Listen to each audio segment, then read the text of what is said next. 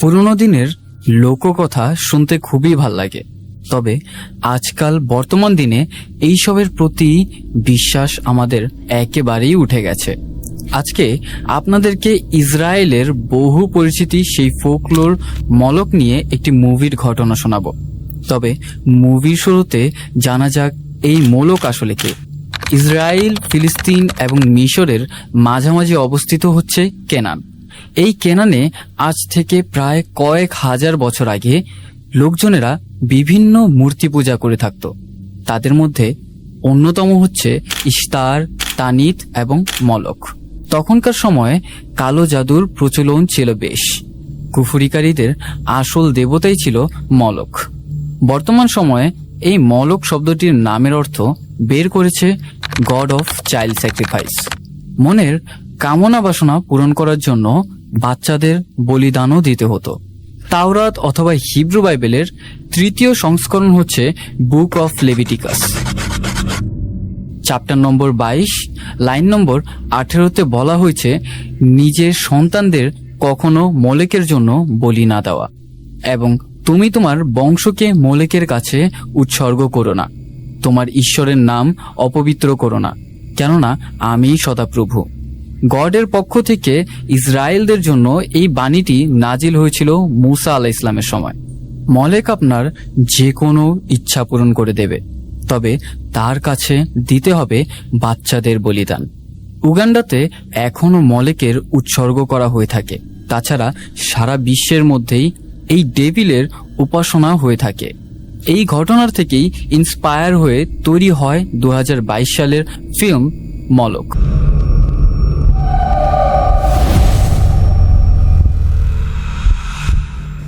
ঘটনাটি হচ্ছে উত্তর নেদারল্যান্ডের একটি গ্রাম্য অঞ্চলের, যেখানে মাটি খুব বেশি জলাশয়ী এবং প্রাচীন গাছপালা দিয়ে ভরা।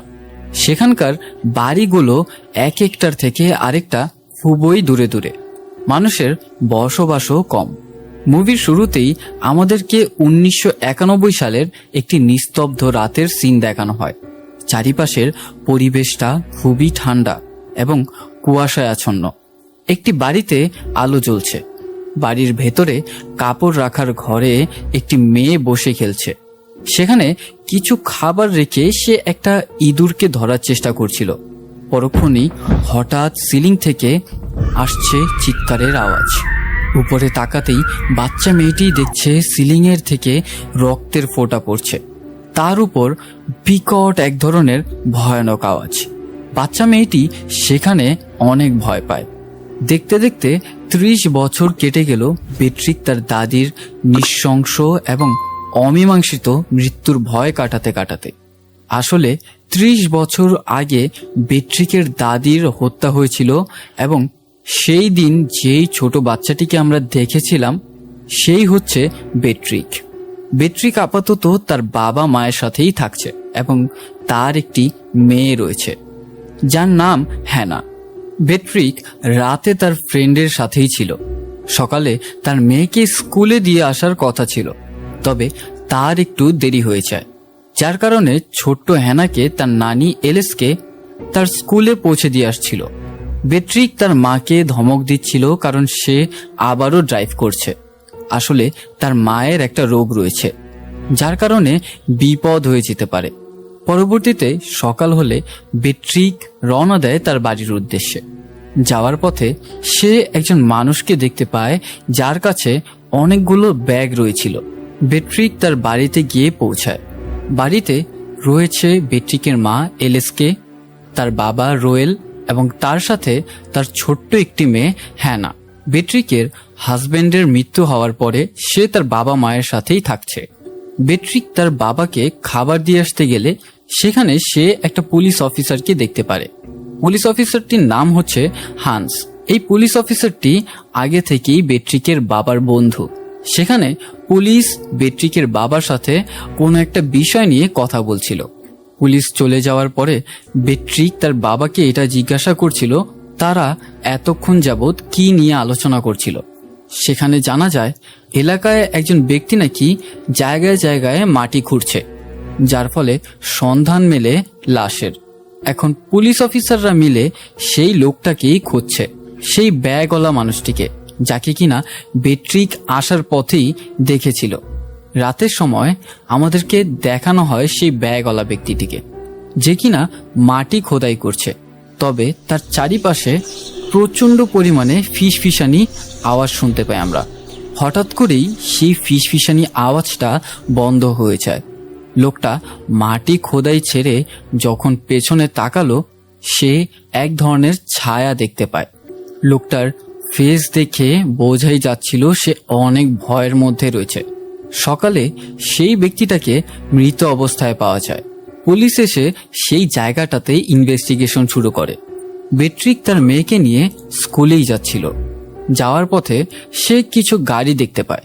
আসলে সেই জায়গাটাতে কিছু আর্কিওলজিস্ট এসেছে। ঘটনা হচ্ছে, এলাকার লোকজন মিলে সেখান থেকে একটা ডেড বডি উদ্ধার করে। মিস্টারিয়াস সেই ডেড বডিটাকে নিয়ে রিসার্চ করার জন্যই এসেছে এই আর্কিওলজিস্টরা। টিমটাকে লিড করছে জোনাস নামক একজন ব্যক্তি। জোনাসের হেল্পিং হ্যান্ড সোনিয়া। তাকে জোনাস বলছিল সেখানটাতে কি হয়েছে। তার উত্তরে তাকে জানায় ব্যক্তিটি নাকি হার্ট অ্যাটাকে মরেছে, তাও নাকি প্রচণ্ড শীতে। তবে বিষয়টা একেবারেই ডাইজেস্ট করার মতো না, কারণ এই প্রচণ্ড শীতের মধ্যে নিজের ঘর বাড়ি রেখে কেই বা এখানে শীতের মধ্যে মরতে আসবে। রাতে বেট্রিক তার মায়ের রুমটাতে যাওয়ার পর সে দেখতে পায় ঘুমের মধ্যেই হঠাৎ করেই তার মায়ের খিঁচুনি উঠেছে। তার মাকে এই বিষয়ে জিজ্ঞাসা করলে সে তাকে বলে যে তার কিছুই হয়নি। বেট্রিক যখন তার ঘরে যাচ্ছিল ঠিক সেই মুহূর্তেই সে জানালা দিয়ে নোটিস করে যে একজন ব্যক্তি তার ওপর নজর রাখছে। সেখানে বেট্রিক কিছুটা ভয় পেয়ে যায়। তার বাবার কাছে জিজ্ঞাসা করলে তার বাবাও একই ধরনের উত্তর দেয় যে সেও সেই ব্যক্তিটাকে দেখেছে। বেট্রিক বলছিল এটা হয়তোবা সেই ব্যাগম্যানটি হতে পারে। তবে তার বাবা রোয়েল তাকে বলে এটা কোনোভাবেই সম্ভব না, কেননা সেই ব্যক্তি আজ সকালেই মারা গেছে। বেট্রিকের বাবা রোয়েলের এটা সন্দেহ ছিল এই ব্যক্তিটি হতে পারে সেই আর্কিওলজিস্টের মধ্যে একজন। তাই সকাল সকাল রোয়েল সেই আর্কিওলজিস্টের হেড জোনাসের কাছে গিয়ে এই বিষয়টি নিয়ে ওয়ার্নিং দেয়। তবে যেহেতু রোয়েল ডাচ ভাষায় কথা বলছিল, সেই ব্যক্তিটি ডাচ ভাষা জানত না, সে ইংলিশে কথা বলছিল। পরবর্তীতে সেখানে বেট্রিক এসে তার বাবার কথাগুলো বুঝিয়ে দেয় যে তাদের কোনো ক্রু মেম্বার যেন তাদের বাড়ির আশেপাশে না দেখতে পায়। যদি পরবর্তীতে এমনটা আবার যদি ঘটে তাহলে ভালো হবে না। বেট্রিকের সাথে জোনাসের প্রথমবারের মতোই সেখানে পরিচয় হয়। এর পরবর্তীতেই বেট্রিক চলে যায় তার মাকে নিয়ে হসপিটালে। তার মায়ের সমস্ত চেক আপ করার পরেও ডক্টর সেখানে কোনো কিছুই উপলব্ধি করতে পারছিল না। ডক্টর সেখানে তার মায়ের সিমটমসগুলোর কথা শুনে সে এটা ধারণা করছে যে হতে পারে এগুলা তার একটা ট্রমার জন্যই হয়ে যাচ্ছে। তবে সে কোনোভাবে শিওর না যে আসলে কি হয়েছে। বেট্রিকের কাছে বিষয়টা খুবই মিস্টারিয়াস মনে হয়। তবে 30 সাল আগের সেই ঘটনার সাথে তার মায়ের এই মিস্টারিয়াস রোগের একটা কানেকশন রয়েছে, যা আমরা পরবর্তীতেই জানতে পারবো।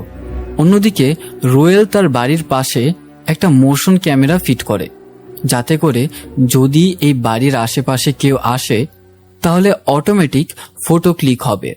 রাতে বেট্রিক তার রুমের মধ্যে মিউজিক কম্পোজ করছিল। আসলে সে প্রফেশনালি একজন মিউজিক কম্পোজার, তবে তার এই পেশাটা সে ছেড়ে দিয়েছে কয়েক বছর হয়ে যাবে।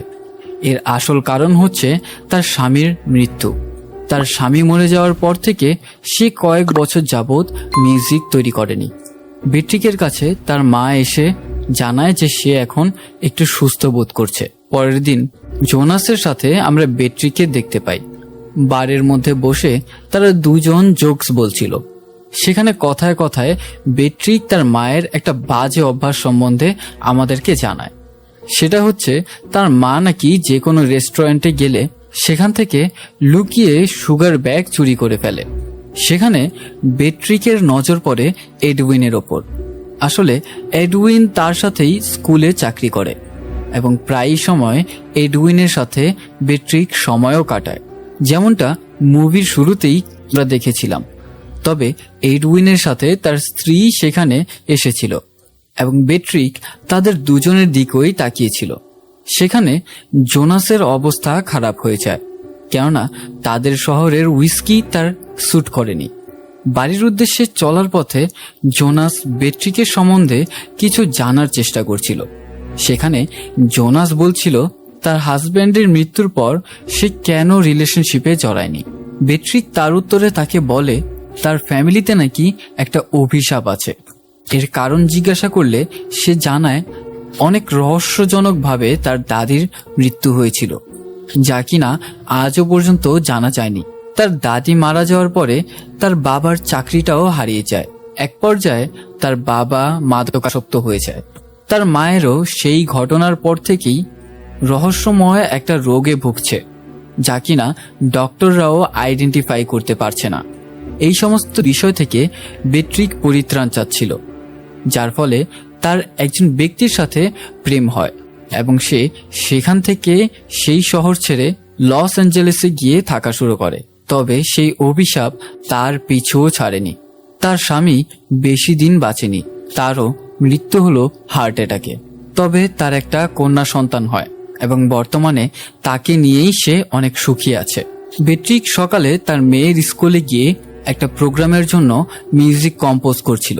তার তৈরি করা মিউজিকটি এডউইনের কাছে বেশি একটা ভালো লাগেনি। যাওয়ার পথে এডউইন বেট্রিককে জানায় যে তার সাথে একটা হোটেলে দেখা করতে, তাও আবার রাত্রিবেলা। বেট্রিক সেখানে এডউইনকে জানিয়ে দেয় তাদের মাঝে যা কিছুই চলছে তা এখান থেকেই শেষ করে নিতে। জানতে পারি আমরা এখানে তাদের দুজনের মধ্যে অ্যাফেয়ার চলছিল। বেট্রিক জানায় তার স্ত্রী অনেক সহজ সরল এবং মনের দিক দিয়ে অনেক ভালো মানুষ এবং তাদের উচিত নয় তার স্ত্রীকে ধোঁকা দেওয়া। রাতের সময় বেট্রিক তার মেয়েকে ঘুম পাড়িয়ে চলে গেল বাহিরে। সেখানে গিয়ে দেখে এই তীব্র ঠান্ডার মধ্যে তার বাবা বাহিরে শুয়ে আছে। তার বাবার কাছে এই বিষয়ে জানতে চাইলে সে সেখানে জানায় এই বাড়িতে আজ থেকে 30 বছর আগে যে দুর্ঘটনা ঘটে গেছে, সে চায় না এই দুর্ঘটনাটা আবার পুনরাবৃত্তি হোক এবং তাই সে বাড়ির বাহিরে পাহারা দিচ্ছে এবং তাকে জানায় যে শীঘ্রই সে ঘরে চলে আসবে। ঘরে প্রবেশ করলে বেট্রিক লক্ষ্য করে তার বাড়ির ভেতরে একজন ব্যক্তি বসে আছে। সেখানে সেই লোকটা অনেক আক্ষেপের সাথে কান্না করছে। বেট্রিক সেখানে সেই লোকটাকে শান্ত করার চেষ্টা করে। তৎক্ষণাৎ সে তার মায়ের কাছে গিয়ে এই বিষয়টা জানায়। তার মাকে নিয়ে আসতেই সেই লোকটা তাদেরকে বলছিল সে এমনটা করতে চাইছে না, তবে তা করতে সে বাধ্য। মা মেয়ে তারা সেখানে অনেকটা ভয় পেয়ে যায়। তারা আস্তে আস্তে উপরে যাওয়ার চেষ্টা করছে। সেখানে সেই লোকটা অ্যালেস্কের পায়ে ধরে টান দেয়। বেট্রিক সেখানে আগে আগেই চলে যায় তার মেয়েকে একটা সুরক্ষিত জায়গায় রেখে আসতে এবং সেই মুহূর্তেই চাকু দিয়ে অ্যালেস্কের ওপর সেই ব্যক্তিটা জোরাজুরি করা শুরু করে। সঠিক মুহূর্তে এসে বেট্রিক সেই ছুরিটা তার হাত থেকে ফেলে দেয়। সেখানে সেই ব্যক্তিটা তাদের দুজনের সামনে এসে অনেক জোরে চিৎকার করছিল। মনে হচ্ছিল সে তার নিজের কন্ট্রোলে নেই, তাকে অন্য কেউ বশ করেছে। এক পর্যায়ে সে অ্যালেস্কেকেই হত্যা করার চেষ্টা করে। সেখানে আমরা এটা বুঝতে পারি যে লোকটা অ্যালেস্কেকেই মারার জন্যই এখানে এসেছে। তবে অ্যালেস্কের হাজবেন্ড রোয়েল সেখানে চলে আসে এবং পেছন থেকে তাকে ছোট একটা হ্যামার দিয়ে বাড়ি দেয়, যার কারণে সেখানে সেই লোকটা অজ্ঞান হয়ে যায়। পরবর্তী মুহূর্তেই সেখানে পুলিশ চলে আসে এবং সবকিছুই কন্ট্রোলে চলে আসে। পরের দিন জোনাস এই বিষয়টা জানতে পারে। আসলে সেই লোকটা হচ্ছে জোনাসেরই একজন ক্রিউ মেম্বার। লোকটার নাম হচ্ছে রাডু। জোনাস বেট্রিকের বাড়িতে চলে যায়। সেখানে গিয়ে সে রাডুর সম্বন্ধে জানায় যে আসলে রাডু নাকি এমনটা করতেই পারে না। তার ক্রিউ মেম্বারদের মধ্যে সবচেয়ে ভালো একজন লোকই হচ্ছে এই রাডু। তবে তার দ্বারা এটা সে একেবারেই আশা করেনি। এবং সে বিশ্বাসও করতে পারছে না। বেট্রিক জোনাসের কাছে তার বয়স জানতে চায়। সেখানে জোনাস তাকে বলে লোকটার বয়স আনুমানিক 30 থেকে 40 হবে। বেট্রিক হিসাব করলো যদি তার 40 বছর হয়ে থাকে তাহলে 1990 সালে লোকটার বয়স হয়তোবা 10 থেকে 12 হবে। সে ভাবছিল নাকি এই ব্যক্তিটাই তার দাদিকে খুন করেছে। তবে এটা ইম্পসিবল, কেননা 10 থেকে 12 বছরের বাচ্চা কিভাবে বা খুন করবে। বেট্রিক জোনাসের সাথে একলা কথা বলতে চায় এবং তাকে উপরের রুমে ডাক দেয়। সেখানে বেট্রিকের চোখে মুখে আমরা অনেক ফ্রাস্ট্রেশন দেখতে পাই। আসলে সে এই বিষয়গুলো একেবারেই নিতে পারছিল না। সেখানে বেট্রিক অনেক কান্না করছিল এবং সেই মুহূর্তে জোনাস তাকে সান্ত্বনা দেয়। রোয়েল অ্যালেস্কে এটা বলছিল যে এই সব ঘটনা আবার পুনরাবৃত্তি হচ্ছে, তার মানে সে আবার ফিরে এসেছে। যার উত্তরে অ্যালেস্কে জানায় এই সমস্ত ঘটনা নাকি একেবারেই অহেতুক। সেখানে হঠাৎ করেই অ্যালেস্কে অজ্ঞান হয়ে যায় এবং তাকে ইমিডিয়েটলি হসপিটালে নিয়ে যাওয়া হয়। সেখানে অ্যালেস্কের ব্রেন স্ক্যান করা হচ্ছে তার রোগগুলো আইডেন্টিফাই করার জন্য। এখন যাওয়ার সময় বেট্রিকের নজর পড়ে জোনাসের একজন ক্রিউ মেম্বারের উপর। তার পিছু করতে করতেই সে হসপিটালের মধ্যে গিয়ে দেখে সেখানে রাডুও ভর্তি রয়েছে। রাডুর পাশে তার মেয়ে বসা, তবে সেই বাচ্চা মেয়েটি তার দিকে অনেক ভয়ানকভাবে তাকিয়েছিল। তার চোখের পলক 1 সেকেন্ডের জন্য তার উপর থেকে সরছে না। বিষয়টা বেট্রিকের একেবারেই ভালো লাগছে না। সে সেখানে অনেক আনকমফোর্টেবল ফিল করছিল। সেখান থেকে সে চলে আসতেই লাগছিল। তবে সবচেয়ে ক্রিপি ব্যাপার হচ্ছে সেই ছোট্ট বাচ্চাটা তার পিছু করছে। বেট্রিকের সাথে এক লিফটেই সেই বাচ্চা মেয়েটিও ওঠে। সেই ছোট বাচ্চাটি বেট্রিকের হাত ধরে একটা মন্ত্র উচ্চারণ করছিল। মন্ত্রটা ছিল ঠিক এরকম।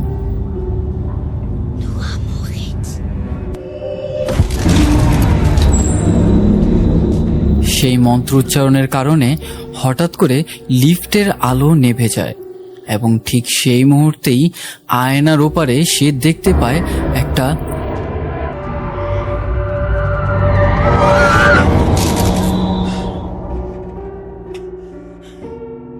হঠাৎ করে সে লক্ষ্য করলো সেই প্রেতাত্মাটা গায়েব হয়ে গেছে।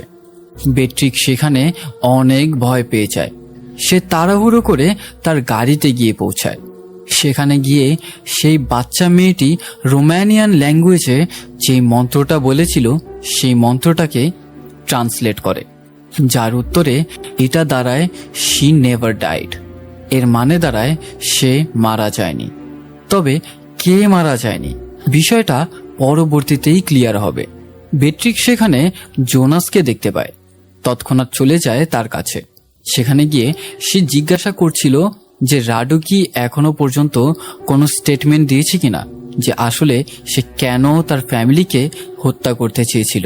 জোনাস তাকে জানায় এখনো কিছু বলা যাচ্ছে না, কারণ এখনো তার হুঁশ ফিরে আসেনি। পরের দিন আমরা জোনাস এবং বেট্রিককে একসাথে দেখতে পাই। বেট্রিক জোনাসকে বারে আসতে বলেছে।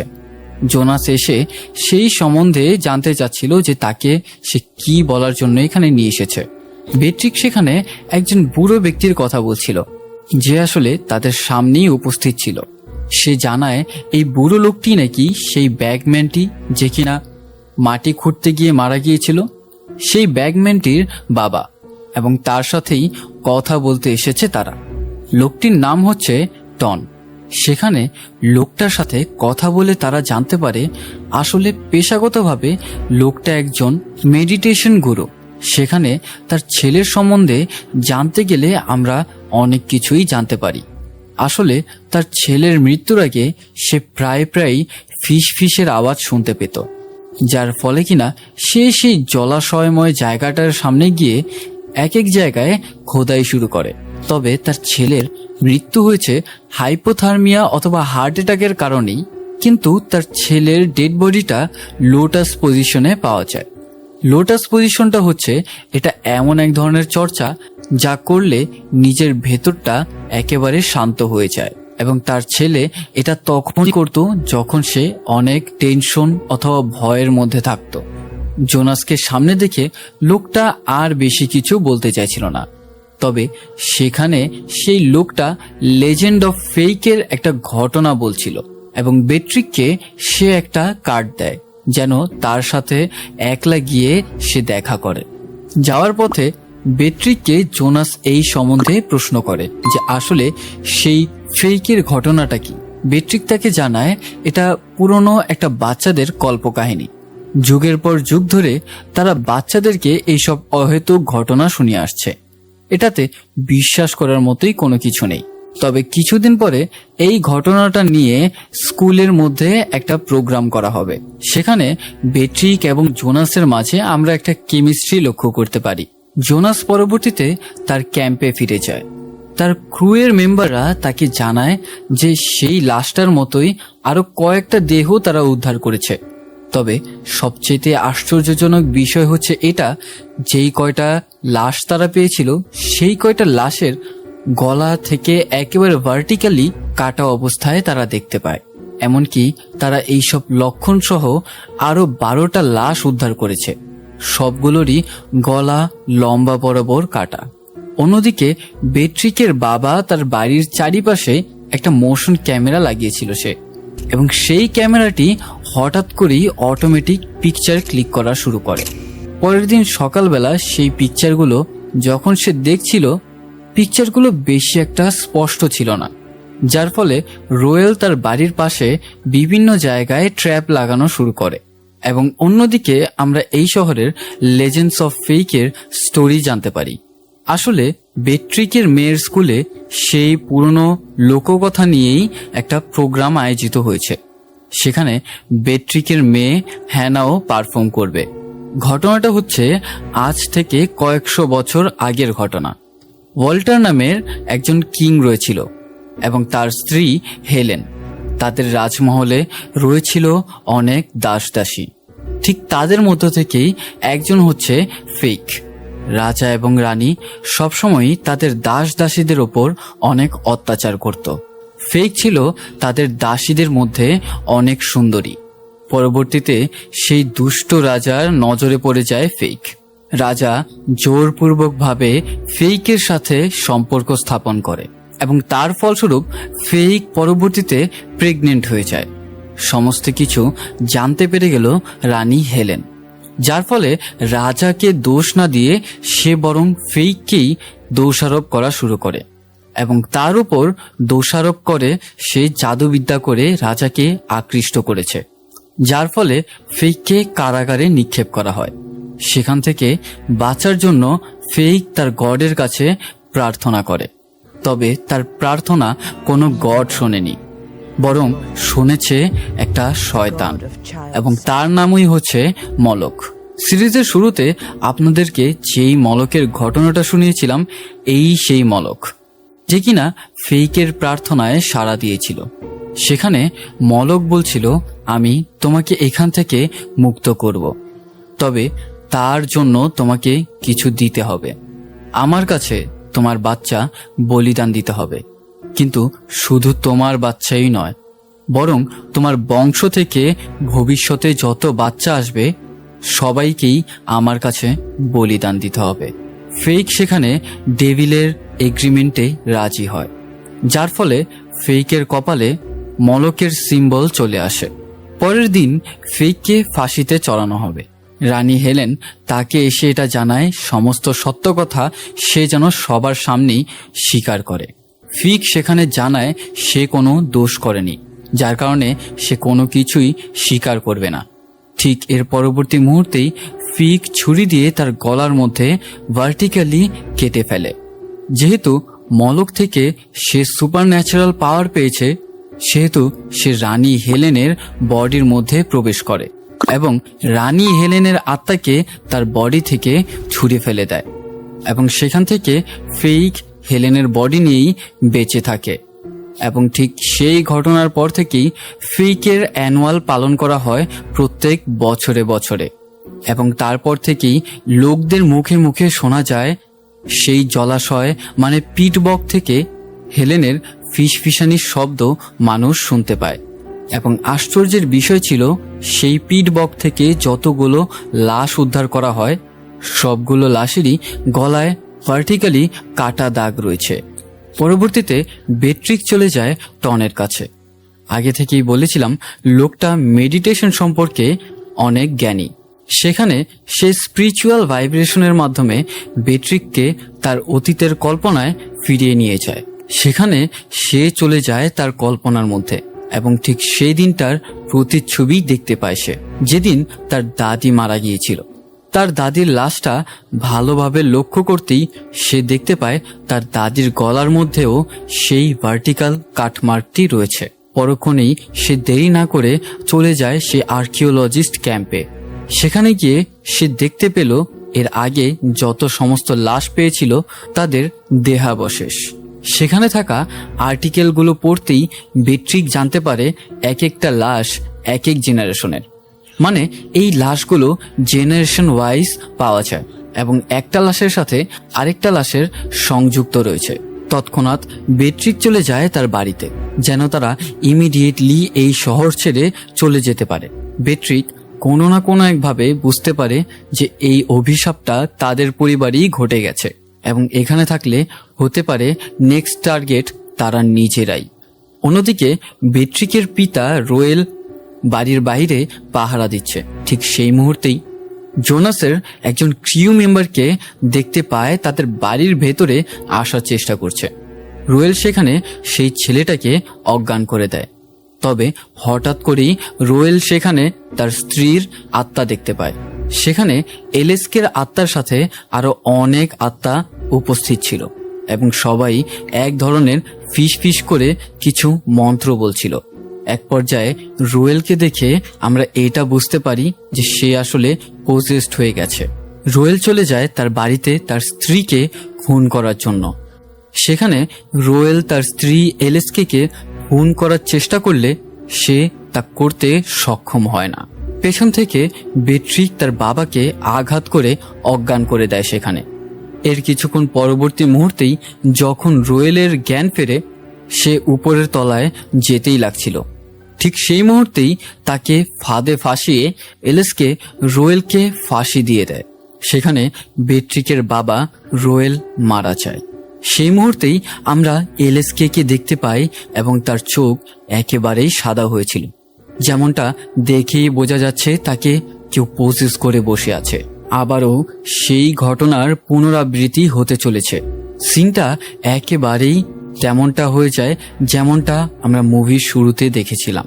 বেট্রিক তার মেয়েকে বাঁচানোর জন্য ঠিক একই কাজ করে যা কিনা 30 বছর আগে বেট্রিকের মায়ের সাথেও হয়েছিল। বেট্রিক হ্যানাকে সেই ক্লোজেটের মধ্যেই লুকিয়ে রাখে যেই ক্লোজেটে আজ থেকে 30 বছর আগে বেট্রিকের মা বেট্রিককে লুকিয়ে রেখেছিল। অপরদিকে আমরা দেখতে পাই জোনাসের অ্যাসিস্ট্যান্ট জোনাসের সাথে গিয়ে দেখা করে। জোনাস আসলে সেই অ্যানুয়াল ফাংশনের মধ্যেই রয়েছিল। সেখানে তার অ্যাসিস্ট্যান্ট তাকে গিয়ে জানায় তাদের ক্যাম্পে বেট্রিক এসেছিল। এর আগে থেকেই বেট্রিক সেই রিসার্চের কথা জানতে চেয়েছিল জোনাসের কাছে, তবে জোনাস কোনো এক কারণে তার কাছে এই ঘটনাগুলো প্রকাশ করেনি, যার ফলে সামহাও জোনাসের মনে হয় বেট্রিক বিপদের মধ্যে রয়েছে। সে যখন বেট্রিকের বাড়িতে যাওয়ার চেষ্টা করে পথে সে অনেক ট্র্যাপের মধ্যে আটকা পড়ে যায়, যেই ট্র্যাপগুলো বেট্রিকের বাবা বিছিয়ে রেখেছিল। অন্যদিকে বেট্রিককে দেখতে পাওয়া যায় তার খাটের মধ্যে বন্দি অবস্থাতে। তাকে সেখানে বন্দি করে রাখা হয়েছে। একের পর এক রুমটাতে কিছু এন্টিটি প্রবেশ করছে। চোখ খুলতেই বেট্রিক লক্ষ্য করলো তার মা তার সামনেই বসে আছে। তার মায়ের পেছনে দাঁড়িয়ে ছিল সেই শিংওয়ালা এন্টিটিগুলো, যা কিনা রিপ্রেজেন্ট করছিল সেই মলক দেবতাকে। বেট্রিকের মা সেখানে মন্ত্র উচ্চারণ করা শুরু করে, যেমনটা মনে হচ্ছে এখানে স্যাক্রিফাইসিং রিচুয়াল শুরু হয়েছে। ঠিক সেই মুহূর্তেই হঠাৎ করে এলেসকে তার গলাটা কেটে ফেলে। তার বডি গিয়ে পড়ে সেই মেঝোতে এবং তার সেই রক্তগুলো বেয়ে বেয়ে ক্লজেটের ওপর গিয়ে পড়ছে। এলেস্কের বডি থেকে বের হয় ফেইকের আত্মা, যা কিনা পরবর্তীতে পজেস করে নেয় বেট্রিককে এবং এবং তার সাথে বেট্রিককে সেখানে তার মায়ের মতোই ভাইব্রেশন হতে দেখতে পাই। ঠিক এর পরবর্তী মুহূর্তেই আমরা জোনাসকে দেখতে পাই, যে কিনা বেট্রিক এবং তার মেয়েকে বাঁচাতে এসেছে। সেখানে বেট্রিক এবং তার মেয়েকে সুরক্ষিত দেখা যায়, তবে তার বাবা মা উভয়ই মারা যায় সেখানে। এবং এই অ্যাক্সিডেন্টের কিছুদিন পরের ঘটনা আমাদেরকে দেখানো হয়। সেখানে জোনাস যাচ্ছিল বেট্রিকের সাথে নতুন একটা জীবনযাপন শুরু করার জন্য, কিন্তু বেট্রিক সেখানে রাজি ছিল না। সে জোনাসকে এটা জানায় যে সে এইখানেই থাকবে এবং তার মেয়েকে এখানেই পেলে পুষে বড় করবে। রাতে আমরা বেট্রিক এবং হ্যানাকে একসাথে দেখতে পাই। আচমকা সেখানে আমরা বেট্রিককে দেখতে পাই জানালার পাশে, এবং তা বেট্রিকের আত্মা ছিল। বেট্রিকের আত্মার মুখে আমরা কষ্টের ছাপ দেখতে পাই। সেখানে বেট্রিকের আত্মা দেখছিল ফেইক তার মেয়েকে নিয়ে বসে আছে, এবং নেক্সট টার্গেট হচ্ছে বেট্রিকের মেয়ে হ্যানা। মুভিটি এইখানেই শেষ হয়ে যায়। তবে আপনাদের মনে কিছু প্রশ্ন রয়েছে। আসলে সেই আত্মাগুলো কেনই বা এলএসকে মারার চেষ্টা করছিল, এবং ফেইক কেনই বা পুরুষদেরকে মেরে ফেলছিল। চলে যাওয়া যাক সেই পুরনো ঘটনায়।